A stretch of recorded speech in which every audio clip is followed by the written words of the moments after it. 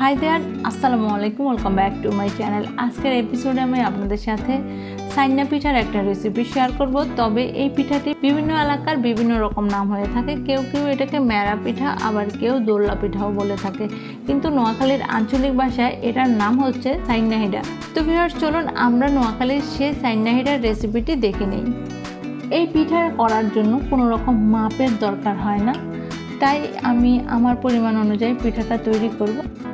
তো আমি আজকে যে পরিমাণ পিঠা বানাবো সে অনুযায়ী আমি চুলায় একটা কড়াইয়ে পানি দিয়েছি। এবার দিয়ে দিচ্ছি স্বাদমতো গুড়।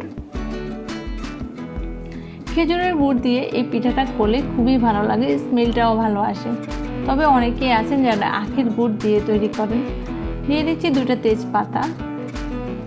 এবার এটাতে দিয়ে দিব কুচানো নারকেল। নোয়াখালীতে এই পিঠাটার জন্য নারকেলটাকে কুচি করে ব্যবহার করা হয়। এতে করে প্রতি বাইটে বাইটে কিন্তু আপনি নারকেলের এক্সট্রা একটা টেস্ট পেয়ে যাবেন।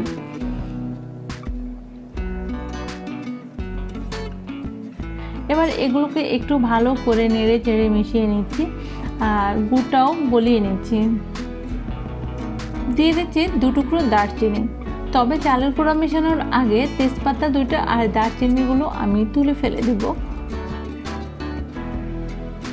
আমি এখানে দিয়ে দিচ্ছি বাদামগুলোকে আমি হালকা তেলে ভেজে নিয়েছি, এতে করে বাদামগুলো মচমচে থাকবে। এটা একদমই অপশনাল, আপনি চাইলেই দিতে পারেন। নোয়াখালীতে বিশেষ করে এই পিঠায় আস্ত জিরা টেলে ব্যবহার করা হয়। এতে করে যারা জিরার ফ্লেভার পছন্দ করেন তাদের কাছে খুবই ভালো লাগে, আমারও মোটামুটি ভালোই লাগে। প্রায় 25 থেকে 30 মিনিট আমি এই পানিগুলোকে জাল করে নিয়েছি।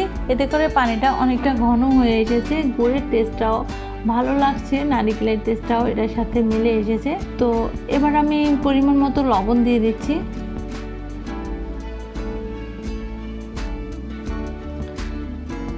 পানিটা যখন মোটামুটি সেদ্ধ হয়ে গেছে, নারকেলগুলো সেদ্ধ হয়ে এসেছে, এবার আমি চালের গুঁড়া দিয়ে দিচ্ছি। তো যারা বিশেষ করে এই পিঠাটা শক্ত খেতে পছন্দ করেন তারা চালের গুঁড়াটা দিয়ে চুলাটা বন্ধ করে দিবেন, কারণ শক্ত পিঠাগুলো তৈরি করার জন্য আমরা যে ডোটা তৈরি করব সেটাকে খুব একটা সেদ্ধ করা যাবে না। আর যারা নরম পিঠা খেতে পছন্দ করেন তারা চুলাটা জ্বালিয়ে রেখে ডোটা তৈরি করে নেবেন। যেহেতু আমার কাছে ডোটা পিঠাগুলো শক্ত পছন্দ আমার, তাই আমি চুলা বন্ধ করে তারপর ডোটা তৈরি করে নিয়েছি। এবার আমি ডোটা থেকে কিছুটা ডো নিয়ে নিচ্ছি। তো ডোটাকে একটু ভালো করে মথে নিয়ে নিতে হবে। বাকি ডোটাকে একটা ঢাকনা দিয়ে একটা সাইডে রেখে আমি এখানে পিঠা তৈরি করে নিচ্ছি। এবার এই ডোটাকে একটু ভালো করে মথে নিয়ে আমি আমার পছন্দ অনুযায়ী পিঠার শেপ দিয়ে দিব। এই পিঠা দেখতে অনেকটা লাটিমের মতো হয়। অনেকেই বলে এই পিঠা নাকি একরকম করে তৈরি করা ঠিক না, তাই আমিও সবার মতো করে কিছু একটা পিঠা লম্বালম্বি করে তৈরি করে নিচ্ছি। তো আমি আমার পছন্দ অনুযায়ী পিঠাগুলো সবগুলোই তৈরি করে নিয়েছি। আমি এখানে কিছু পিঠা নিচ্ছি। এই পিঠাগুলোকে আমি ভাপে দিব, আর ভাপে দেওয়ার জন্য আমি একটা স্টিমার ব্যবহার করব। তো এরকম একটা ছিদ্রযুক্ত বাটিতে আমি পিঠাগুলো নিয়ে নেব।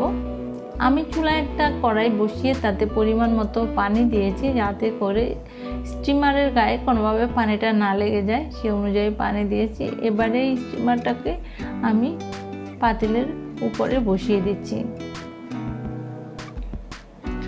একটা ঢাকনা দিয়ে এটাকে ঢেকে দিতে হবে। ঢাকনা দিয়ে ঢাকনার উপরে ছোট বাটি দিয়ে চাপ দিয়ে দিচ্ছি, এতে করে ঢাকনাটা আর নড়ে চড়ে যাবে না আর ভাপটাও বের হবে না। তবে যাদের কাছে এই স্টিমারটা না থাকবে তারা কিভাবে পিঠাটা ভাপে দেবে, তাদের জন্য আমি আরও একটা সহজ পদ্ধতি দেখাচ্ছি। এই পদ্ধতিতে পিঠাটা ভাপ দিতে কোনো স্টিমারও লাগবে না, অন্য কোনো কিছুও লাগবে না, বাসায় একটা পাতিল থাকলেই হবে। তো আমি প্রথমে পিঠাগুলোকে পাতিলে নিয়ে নিচ্ছি। তারপর এবার এরকম একটা নেট আমি পাতিলের মুখে লাগিয়ে দিচ্ছি। তো এই নেটটা আমরা সবাই সহজেই পেয়ে যাই, বাজার করে নিয়ে আসলে এরকম অনেক নেট পাওয়া যায়। ঠিক এরকম একটা নেট দিয়ে আমি একটা সুতো দিয়ে পাতিলের মুখটাকে বন্ধ করে দিচ্ছি, এভাবে বেঁধে। আপনি চাইলে একটা পাতলা কাপড় দিয়েও এই কাজটা করতে পারবেন। ঠিক এভাবে করে শক্ত করে বেঁধে দেবেন, যাতে করে পিঠাটা না পড়ে যায়।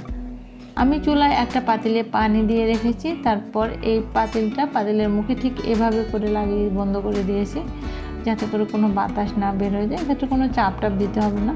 তো ভিউয়ার্স, আমি যে স্টিমারে যে পিঠাগুলো দিয়েছি সেই পিঠাগুলো দেখিয়ে দিচ্ছি এগুলো কেমন হয়েছে। পিঠাগুলো হয়ে গেছে, আমি একটা কাঁটা চামচ দিয়ে চেক করে নিচ্ছি। আপনারা ওইভাবে চেক করে নিলেই বুঝতে পারবেন, কারণ নরম পিঠা চামচটা খুব তাড়াতাড়ি ঢুকে যাবে। আর এবার আমি দেখাচ্ছি যে পিঠাগুলো আমি পাতিলে করে ভাপ দিয়েছি।